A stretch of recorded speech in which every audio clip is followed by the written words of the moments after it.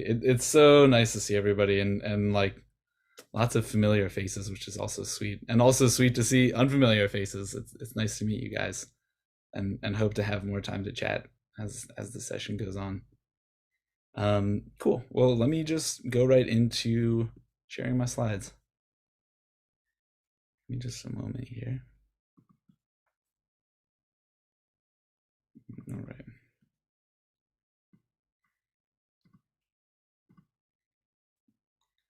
All right, you guys are seeing my slides? Cool. And you're not seeing my secret notes? Okay, great. Okay, so perhaps a little bit of a mysterious title. And I'm curious over the course of the session. I hope to hear from everybody. There's some different ways that we'll have some interaction. But I would also be curious to hear what this means to you, even what the title means to you. Clearly, for most of you, it was at least moderately intriguing to understand this. You know, what is it that reality or that diabetes tells us about reality, or it might be trying to tell us. But even before that, I really just wanted to ask everybody, what brought you to this session? Or why are you here? And to that effect, everybody can feel free to share in the chat, but I also have this really cool way of sharing called Poll EV. I don't know if you all have done Poll EV before, but I'm actually going to share some instructions. And the cool part of responding on Poll EV is that we're all going to see each other's responses, and that we're all going to see them on a word cloud together. So the question really is just, what brought you to this session? Or why are you here? A few moments. And let me know if that works for you. That's a URL that you should be able to go to and give a response.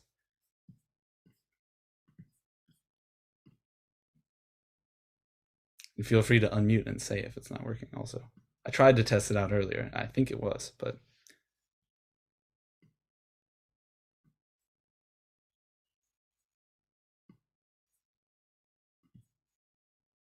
Cool.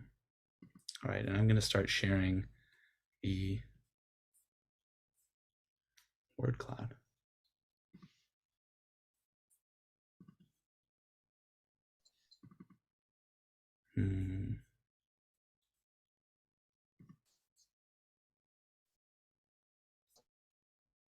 Is everyone seeing this?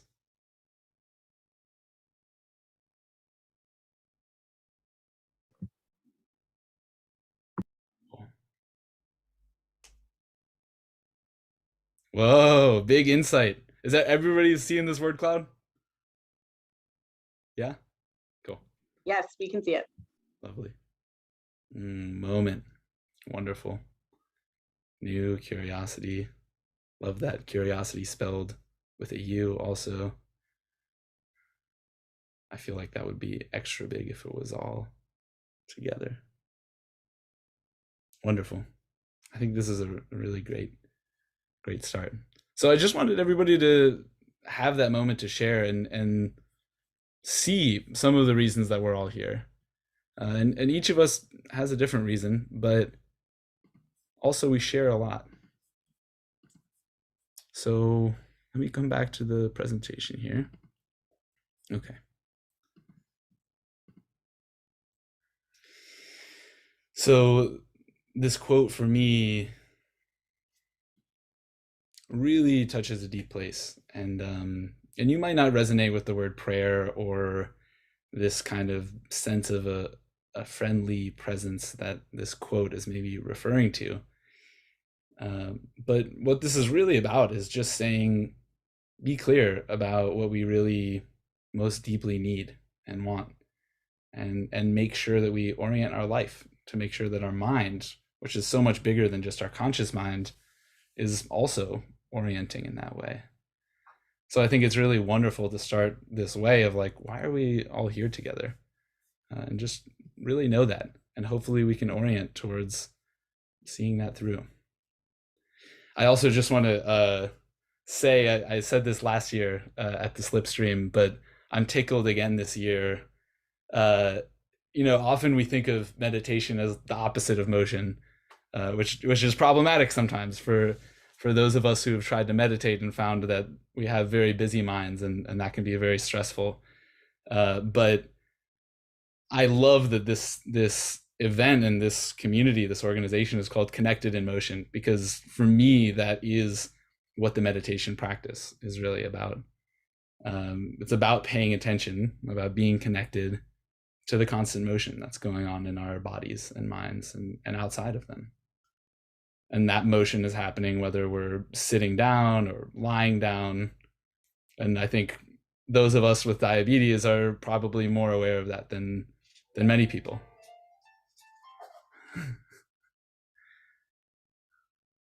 So I hope that this session is an opportunity to look at meditation from this new perspective, from this perspective of it being about being connected in motion. Okay, so why is there a fox on the screen? And yes, that is a fox on the screen. So I'll say a little bit. I asked you all why you're here, and I'll say a little bit about why I'm here. But actually, first, before we get to the fox, I think let's practice a minute. So we'll just do 2-3 minutes of practice, and all that means is just get comfortable wherever you are, comfortable seat that you can hold relatively still in for the next few minutes. And as it feels appropriate, you can let your eyes come to rest. They might be closed or they might just be softened.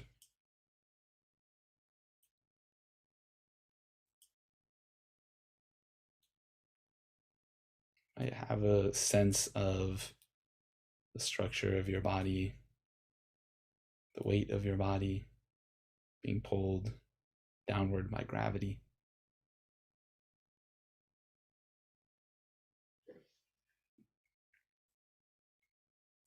Just endeavor to open your ears fully. Notice the coming and the going of sound, the movement of sound.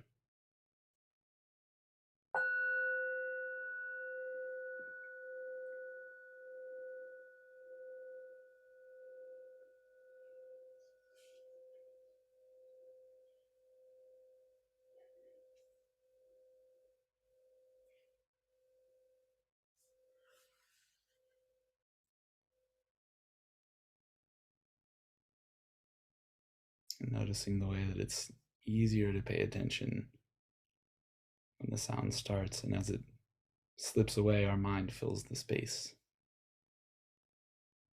But seeing if for a moment you can just hold that open space that's left when the sound of the bell leaves.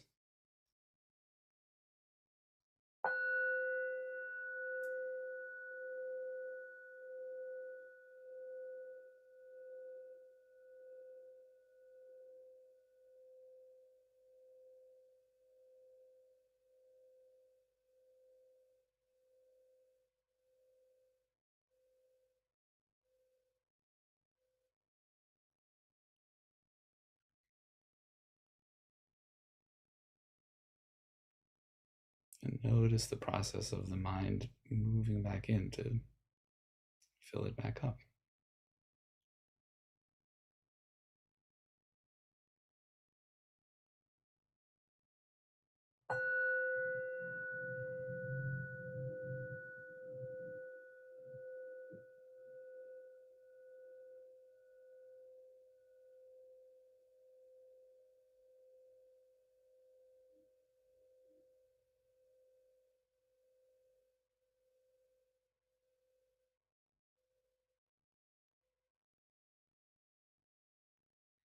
And for just a few seconds, see if you can Just count how many thoughts happen.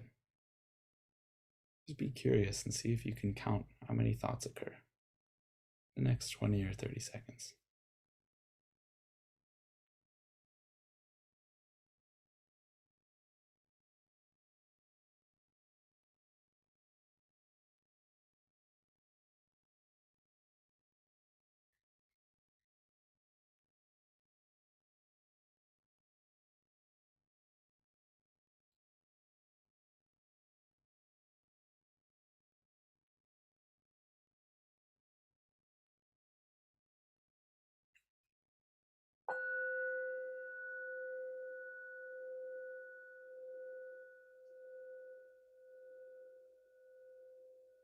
Just letting your mind come to rest one more time with the bell softening. And as you feel ready over the course of the next 20, 30 seconds, feeling free to return to the screen. Taking your time.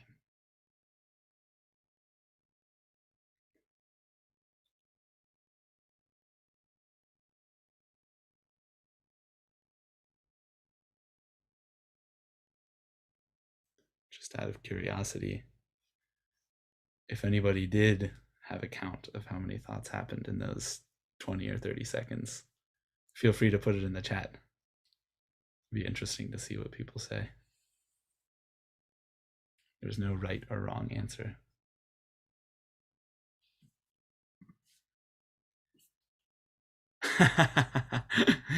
Yeah. A lot of activity going on. Yeah. Interesting. So not only were there many, but there were so many coming so quickly that great question, Christine, and I think it does. Very insightful, Bree. Yeah. In one sense, it's a silly task to quantify, but in another sense, it's just a little exercise to allow us to orient to what's happening. Just to notice that we lose count after 8 or 10 thoughts is in and of itself an exercise. So, okay, so I said I'd say why I'm here. As far as why I'm here, it relates to a story from the Zen tradition, which is where I primarily practice.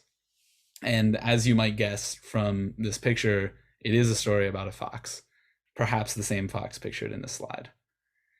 And so I'll give a shortened version of the story. Here's more or less how it goes.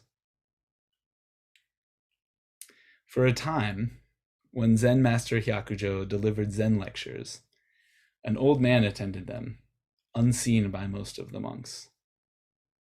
At the end of each talk, when the monks left, so did he. But one day he remained after they had gone, and the Zen master asked him, "Who are you?" The old man replied, "I'm not a human being." Pretty spooky start, if you ask me. Eons ago, I was a Zen master and lived on this mountain. At that time, one of my students asked me whether the awakened person is subject to the laws of cause and effect. And we can think of cause and effect in this case as like the ups and downs of the world and the unpredictable nature of the world. In this case, it's a translation of the word karma, which many of us have heard before. So he says, he's asked whether an awakened person is subject to the laws of cause and effect, the ups and downs of the world. And the mysterious old man continues, I answered him, the awakened person is not subject to cause and effect. And for this answer, I was reborn as a fox for 500 lives, and I'm still actually a fox. So this point in the story, you might be like, okay, well, what's the problem with that answer? And this is getting a little esoteric. For me, sitting with this, and this might become clear as I say the second part of the story, but as I sit with this, I really feel that part of what he's saying is, if we were really to fully figure this thing out, if we could see it all, whether it was with diabetes or with something else, wouldn't we make every right choice and avoid all of the terrible possible situations that life sometimes brings to us? Couldn't we avoid the blood sugar spike if we truly knew how many carbs were in what we were eating or how our body is responding to insulin? Or perhaps we could, at the very least, avoid the rage bolusing that might happen later when we miss the mark. So this is kind of the assumption that if we knew everything, we'd be good to go, no problems. But this guy was turned into a fox because of that, so clearly it wasn't satisfactory. So then the old man intensely looks at Zen Master Hyakujo and he says, I beg you to give me the turning words to end my struggle of living as a fox. Is the awakened person subject to cause and effect, to these ups and downs of life? And Hyakujo says, the awakened person does not ignore the laws of cause and effect. And at the words of Hyakujo, the old fox man was set free. And the way that I feel reading this story and reflecting on it is that at those words, to some extent, I kind of felt like I was set free too. After I'd spent a few days just practicing and reflecting on this story and this little exchange, there was a moment, a kind of instant that for me, I had this flash of the fact that I'd been living with diabetes as if I could be free of the ups and downs if I just figured it out or if I just got it right. And I was really denying the appropriateness or acceptability or the okayness of my own struggling with living with type 1 diabetes and compartmentalizing it. And the assumption of that being that, you know, if it was hard, if things didn't go right, that it was my fault. And if something went wrong, it's because I wasn't precise enough. In a single moment, reflecting on this after quite some time, I kind of felt all of those assumptions start to evaporate, at least for a little while. So that's kind of why I'm here. That was a big moment for me and led me to want to come back and bring the good news to the diabetes community and share more and see, you know, who else is reflecting in this way. And many people who are on this call are people that I have continued to share with over the last few years in such a lovely way. And that's been such a pleasure. Specifically, lots of people from the Diabetes Sangha community. So shout out to you guys. There's another more simple story that doesn't involve magic and foxes and karma and rebirth that comes from the time of the Buddha. And one way that he used to tell a kind of similar thing is that we're living in this constant situation where we're hit by this dart and the dart hurts and the dart could potentially be deadly. And so often after we get hit with this first dart, we have any range of extremely ineffective responses to this first dart. We might say, oh, there's no dart that hit me. What are you talking about? Completely ignore it. Or we might say, who did this? You know, I need to figure out who's to blame for this dart. And we go try to figure out somebody to get angry with. Or we start getting really sad and we're like, oh, this is the worst thing ever. There's a dart and I'm dying. And meanwhile, all we needed to do, and so we're sitting here, and as we're sitting here, we get hit by a second dart. And really the second dart is our own ineffective responses. It's the way that we make life harder for ourselves. And all we needed to do is pull out the dart and seek some medical attention, perhaps, or take care of ourselves. And so this is maybe another simpler way of talking about it. It doesn't include magic. So, okay, we're going back to Pull EV. And that seemed to work pretty well last time. So I'm going to open up another one. Pretty simple question that's on the screen. I would love for people to just answer this question, but don't answer it yet. I'll put in the chat again the right link. And let me activate also my Pull EV.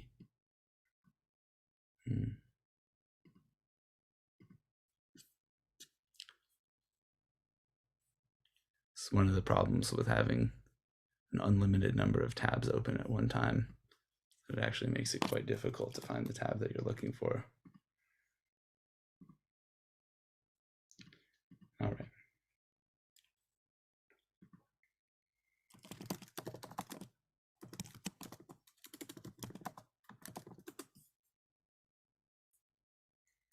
Apologies.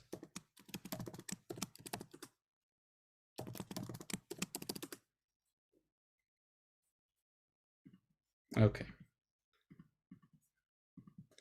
So if you've got your response already, what makes this so hard?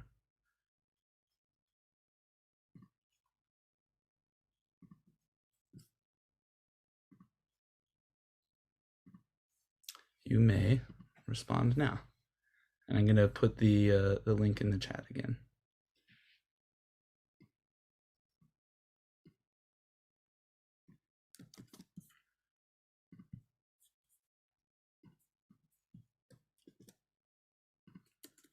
All right, here we go.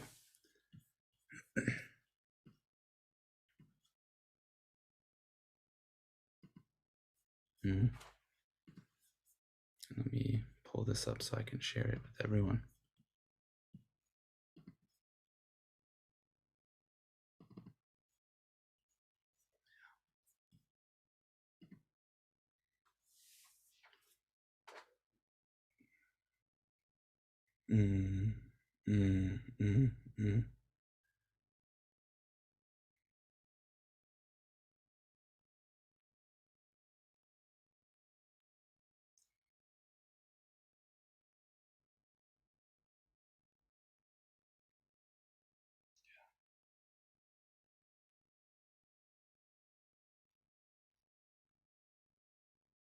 Yeah.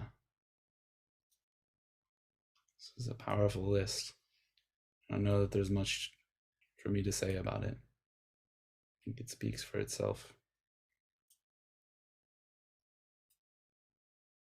It speaks for itself.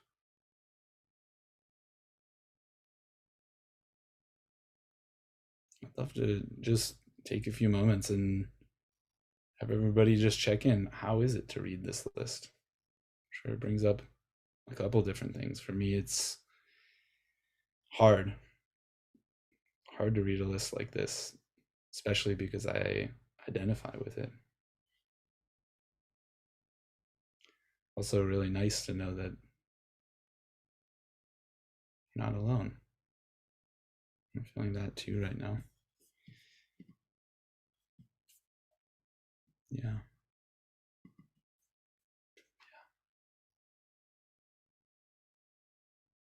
Just take a moment to sit with that. I'm gonna stop sharing the screen. Big words mean isolation, draining, different. One that I read early on that sparked something interesting for me was incurable. And chaos is another interesting one. There's a lot here. All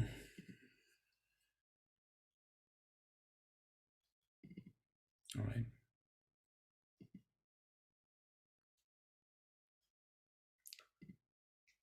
So let's reflect on some of these words that we just saw a moment ago, and we'll have another just short practice opportunity right now. You might know what word you put in. And so if you're comfortable right now, you can just take a moment to let your eyes come to rest again. Find a comfortable seat. First, just reflect on the word that you put in.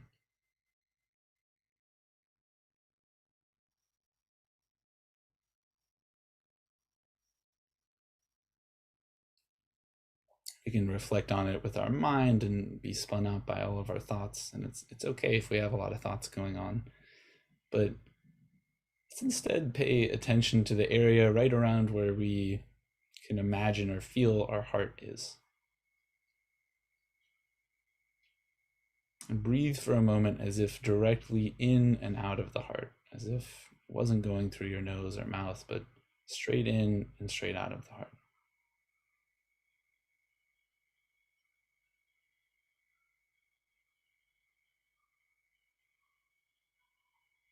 reflect on this word, the word that you put in, for a moment. For me, it's a little bit painful to reflect on that word. When we inhale, I just encourage everybody to actually welcome in this uncomfortable or hard experience. That might be the word that you put in. And as we exhale, as if exhaling straight from the heart, exhaling with a wish that it gets a little bit easier, that it's not so hard. It's not such a struggle. And so we might inhale just with this one word and exhale just with the wish that it's a little bit easier, that we struggle less.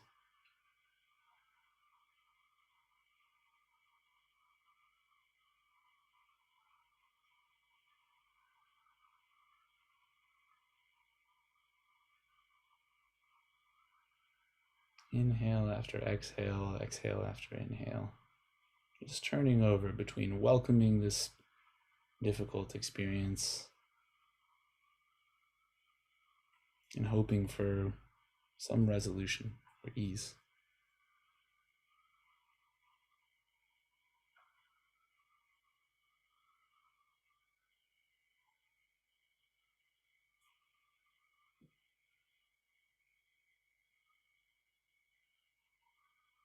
And then, having spent a little time doing that,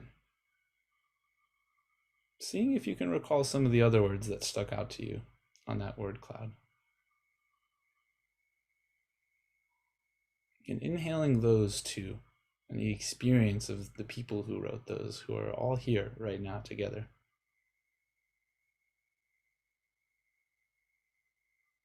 And when you inhale, inhaling in the difficulty that each of us brings with diabetes.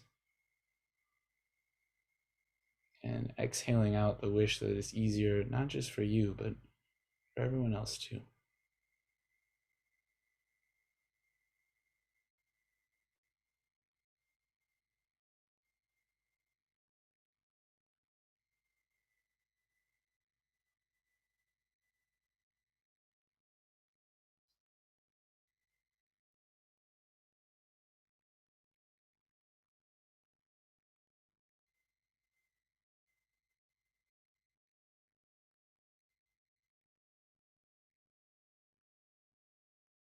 And it's okay if you're having lots of thoughts pulling at your attention or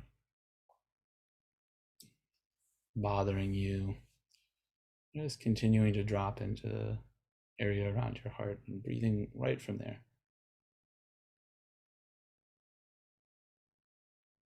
Just sincerely welcoming, sincerely wishing on inhale and on exhale.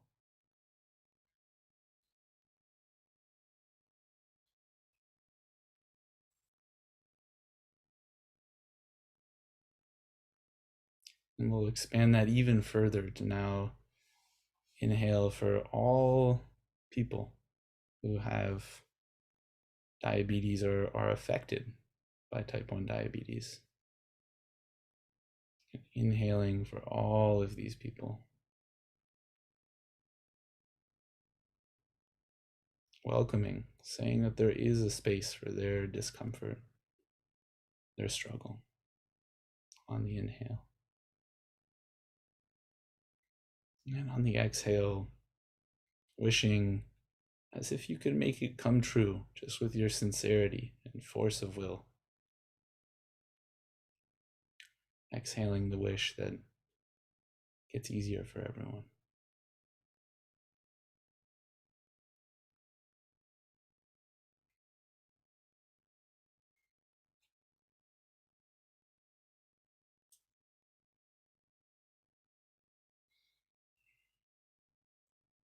Leaving that aside for a moment.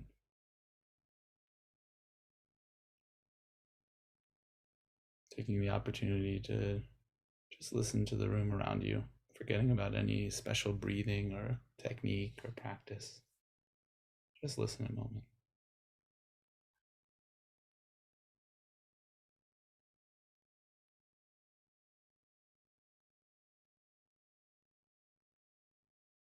And just breathe normally for a moment.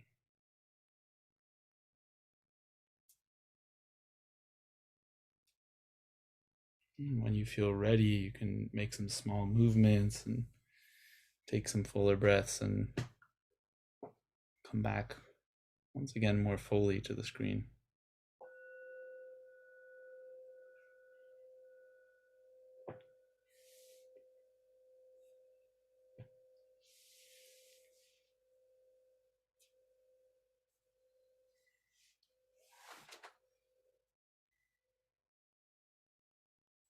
Mm.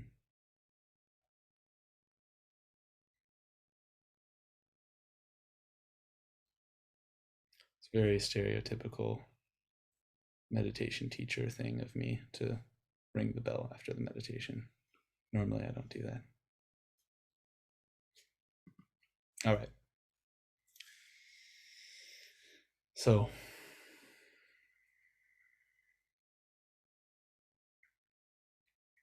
for me, it feels clear that practices like these, like the two that we've done so far, are important.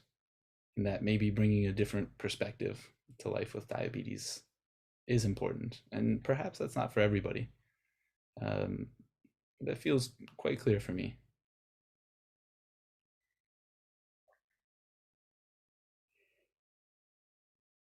I also feel that sometimes it feels like everything in life with diabetes is a little bit harder. Even the really simple things. It's like driving is a little bit harder if your blood sugar is off. Going to the grocery store, oh man, don't even get me started. Going to the grocery store with a low blood sugar, terrible, terrible, terrible. If you've never done it before, good for you. And other examples abound. So normally, I think we think in this way that for the most part, most of life is harder with diabetes, and I think that's probably true. One thing that I've found practicing for the last few years and practicing deeply is that all of a sudden it feels like the learning that I have had just from living with diabetes has kind of put me at an advantage, and actually helped me see some things about life that are true for everybody, and that most people don't have the opportunity to see and struggle as a result. And so I imagine most of these probably you all will agree with. I'm also open to dissent. But things that we often think about diabetes, well, we've certainly covered this one. Tough, uncomfortable, unfair, painful. I think that's pretty straightforward. Chaos was one of the words that stuck out to me the most in that word cloud earlier. And I think that's part of what makes diabetes so hard, is that it's always changing. No formula quite works for very long. And so it's in motion, and even on a day-to-day or second-to-second basis, blood sugar always changing dramatically sometimes. And then the fact that it's not just one thing that we have to do, but it's kind of everywhere and everything. It's integrated with the rest of our lives. So it's not just 2 hours a day that we have to struggle and take care of our diabetes, but the rest is all good. It's doesn't quite matter. It's going to be everywhere. It's wherever we go, because it is our life.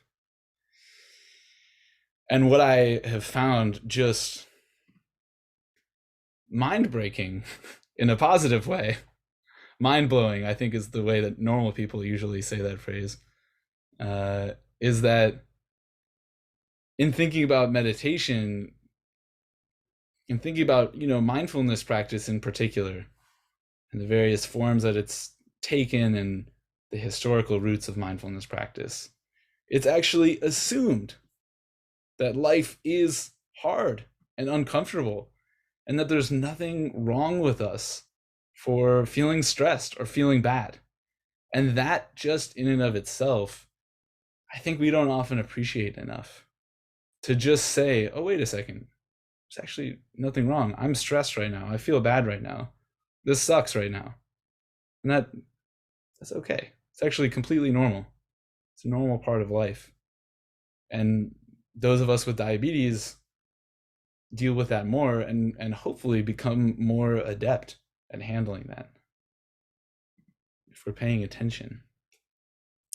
One of the other kind of fundamental assumptions of practice, and specifically these practices that are in modern times thought of as mindfulness practice, is that everything is constantly in motion. It's not just our diabetes. We, of course, are much more aware of our diabetes being in motion. But even all of these things that we're not so aware of are constantly changing. And so often when we hold on to this idea of the fact that things are going to stay the same, we find pretty big disappointments in our life, or that things are stable in some way and that we can assume we know what's coming next. And so this is the next part of the kind of overlap between living with diabetes and learning from diabetes and mindfulness practice. And the last piece just being that naturally, actually, it's not only diabetes that comes with us everywhere we go, but it's every single thing and every single part of our life and everything leading up to our life and the lives of those that we interact with. It's all deeply interwoven. And so we have this often painful experience of diabetes seeping into everything, but that's actually just a continuation of the fact that that's always the case. It's the case for the great things that we experience, like a lovely smile to a stranger in the street, or having a nice hug with a loved one, or a nice cuddle with an adorable dog. There's an adorable little dog here that I'm looking at, so I also am thinking about that right now. So that also comes with us everywhere we go, just like diabetes. But we are much more aware naturally, it completely makes sense, of the fact that diabetes is coming with us everywhere we go. So there's this overlap. And I think I'll be curious to hear how that lands later on. But I imagine that at least intellectually that makes sense for most people. And so really my question then is, okay, so you get it, but it's not really about what you get or think. It's more really about what you experience and feel. And so often we can come to this idea of how things are, and yet we're still really struggling with the way things are because we have these old patterns. We have these old ways of relating to the hardship in our life. And so that's where practice comes in. And that's where, in this case, it could be mindfulness practice. It could be another kind of practice as well. But that's where this kind of working towards how we orient to difficulty comes in, and working over time, because it takes time. We've built up these patterns over quite a while. So with that in mind, I'd love to do one last practice, and hopefully you're not getting too tired of settling into your seat and letting your eyes come to rest and finding a comfortable structure for a few minutes. But if you are, that's okay, because this is the last time we're doing it. So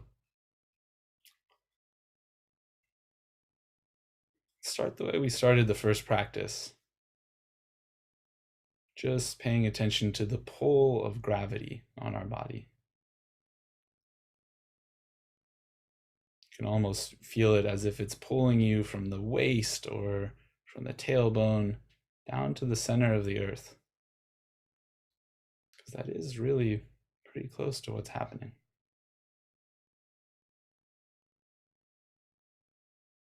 You might notice the kind of outline of our body, outlined by our skin and the clothes on top of it.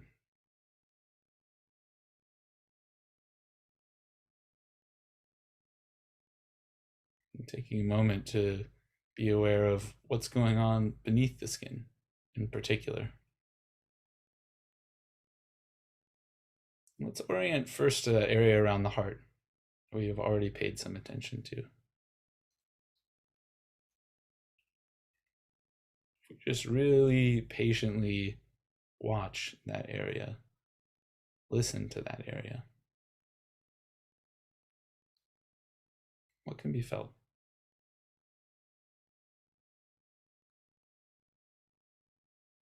For me, I feel heartbeat, some warmth, some weird other sensations that are hard to put into words, some kind of movement.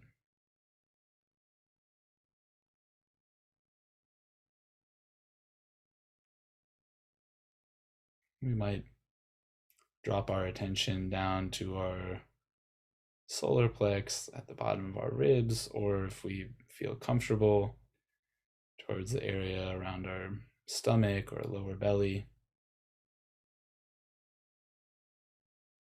This is often a area of a lot of judgment for many of us, so if that's not feeling comfortable, feeling free to stay around the heart area,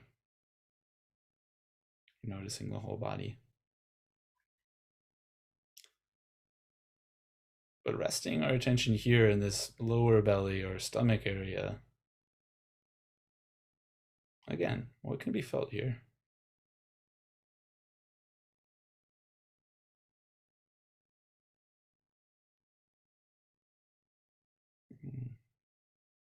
You may be feeling other things. I'll just share. I feel some of these visceral sensations, maybe stomach turning, maybe abdominal muscles moving with my breath, temperature changes.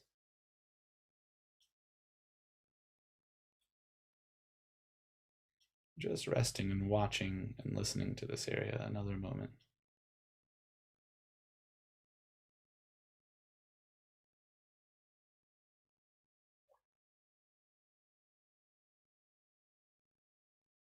And let's now bring the attention all the way up towards the throat.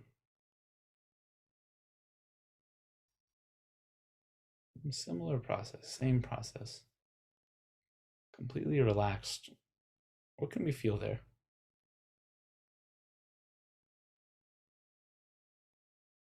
For me, it's a little easier than for you all because I'm talking, so I feel my throat moving. But just holding it still. What movement is there? What change?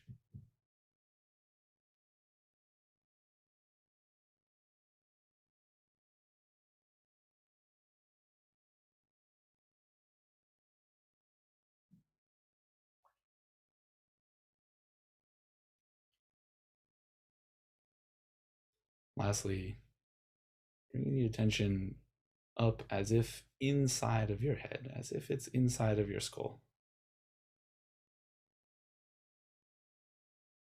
What can be felt there?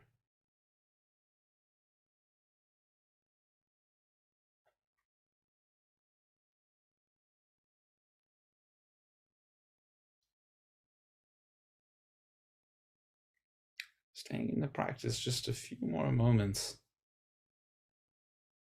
Let your attention move freely wherever it wants to go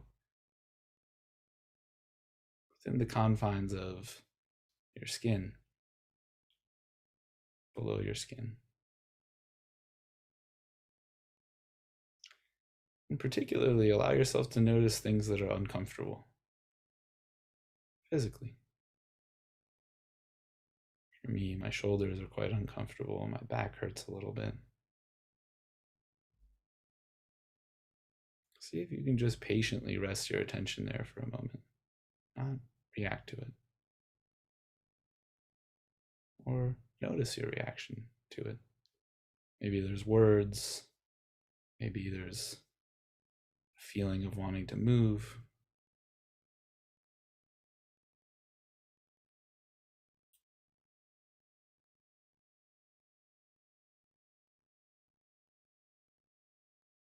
Maybe you have certain ideas or memories about why certain things are uncomfortable.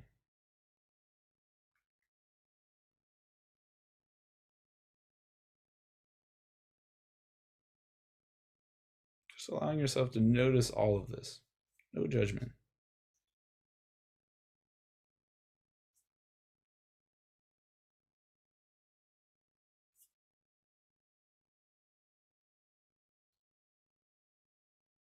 Let's just drop that for a moment,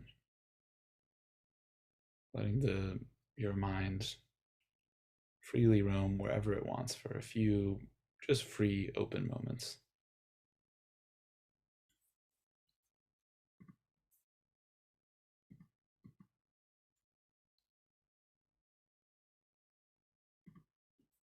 All right. On your own time, coming on back.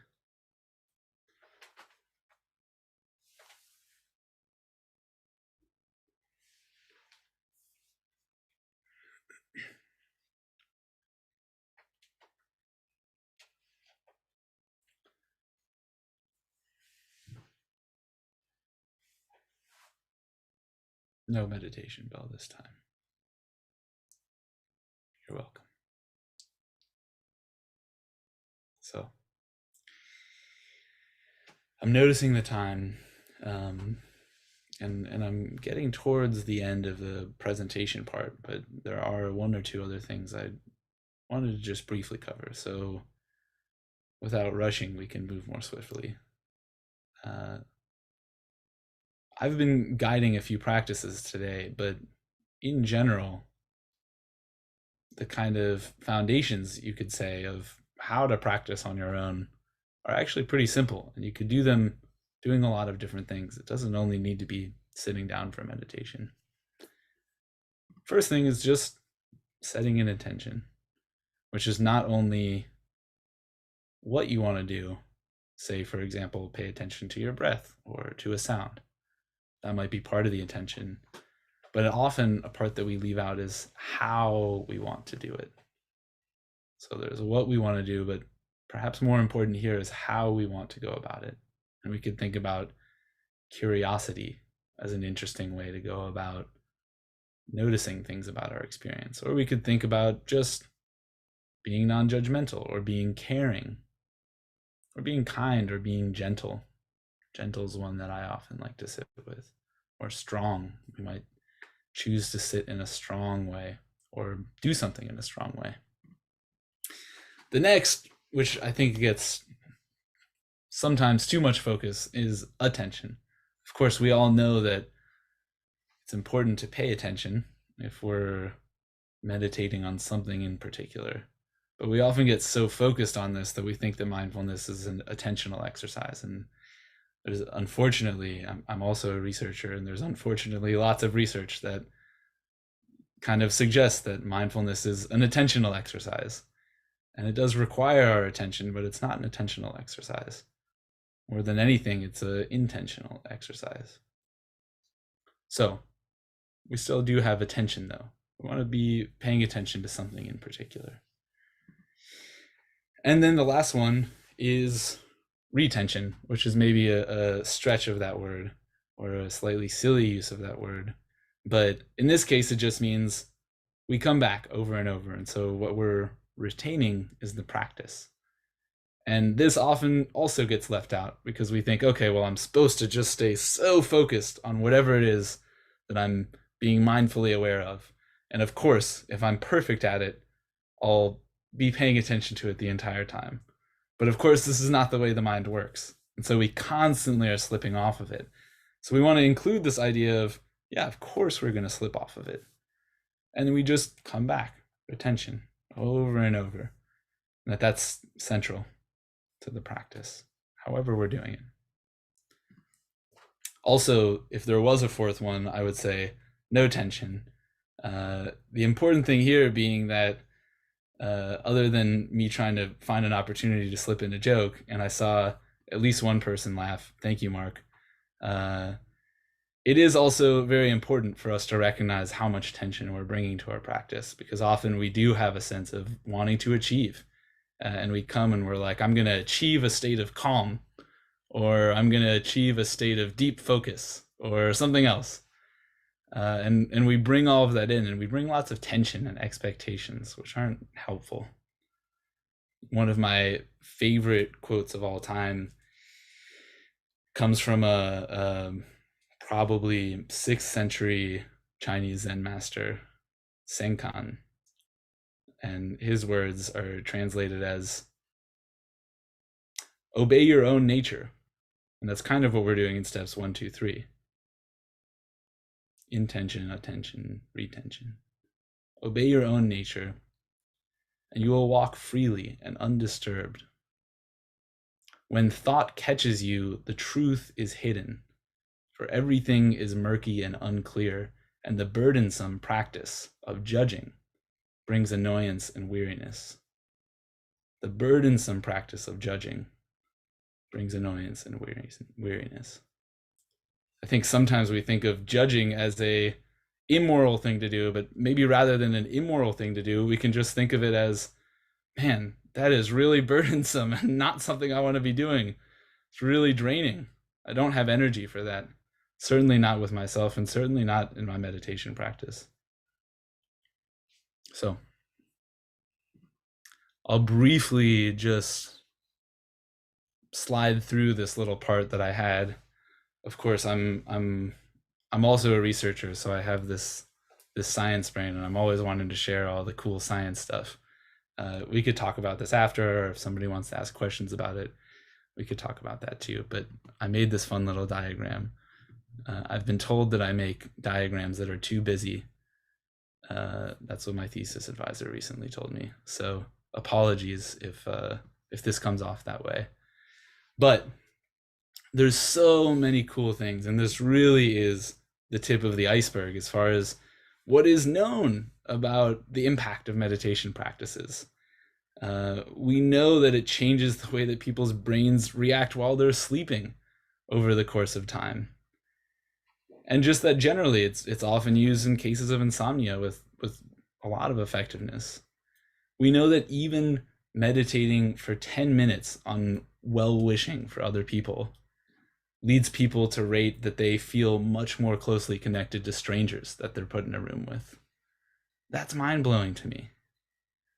We also know that the more that we're able to pay attention to our own bodies, the more sensitive we are to other people's feelings. Also, in a way, not surprising, but just miraculous. There's lots around stress and pain, which is, I don't even know what to say about it, quite frankly. I mean, there's so much there, just that we process stress and pain differently, and ultimately have less of it because we're spending less time letting that second dart hit us or hitting ourselves with a second dart. And then something that can't really be quantified and hardly can be spoken to is these larger transformative experiences that meditation practices and other intentional ways of living can lead us to. And there's lots of cool work being done that really highlights that, but that can't even really be quantified. And I think it's part of our human experience that we're often searching for something in this light, searching for something more, or searching for something different or more meaningful that we know is supposed to be part of our experience. And then there's also lots of cool stuff on attention and memory.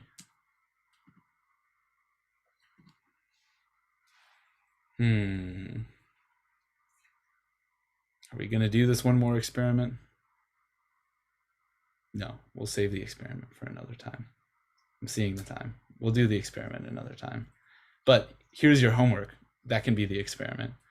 Your homework is pay some attention to your body. You could do a guided meditation, and I'll maybe put up some resources about that.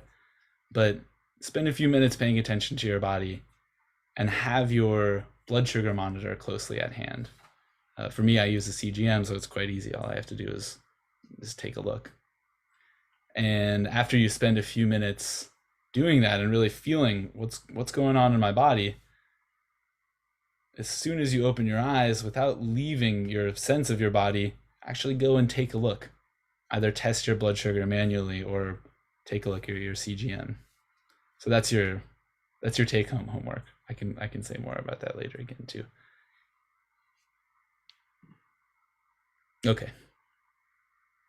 So this is an extremely overused quote from Lao Tzu, but I couldn't help but include it because I think it's wonderful, and I think we can get ahead of ourselves thinking about what might be ahead and getting good at something, getting good at meditation or something like this.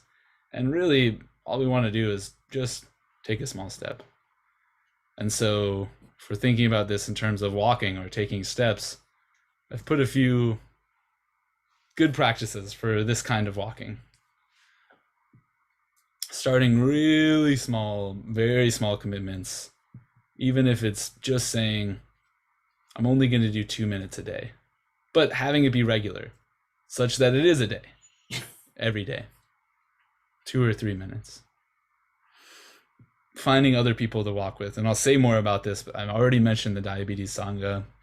That's one amazing resource. There's other people to practice with as well. There's other places to practice, but this is very important to have other people to share with and be in community with in this process.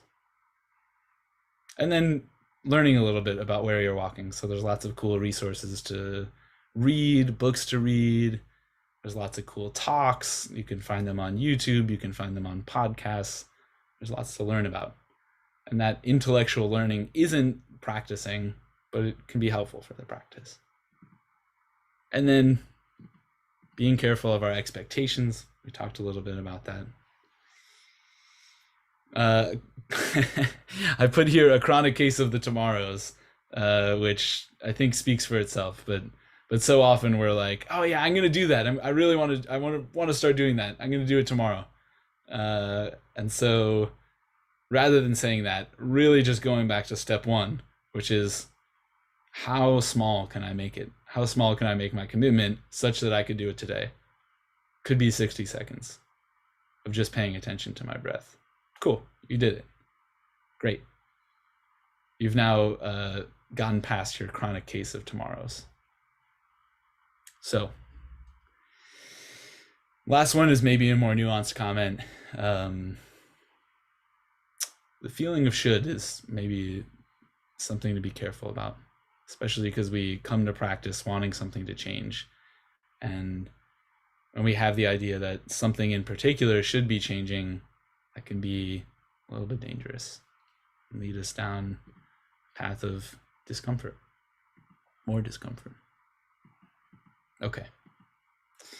I'm also going to put in the chat here, there's a little Google Doc that I made with different links or different resources for beginners. All right. So that's in the chat here too, but I have some of those resources up here. And me and a number of other wonderful people who are on this call right now are constantly practicing at the Diabetes Sangha. And so that's definitely a resource to look up.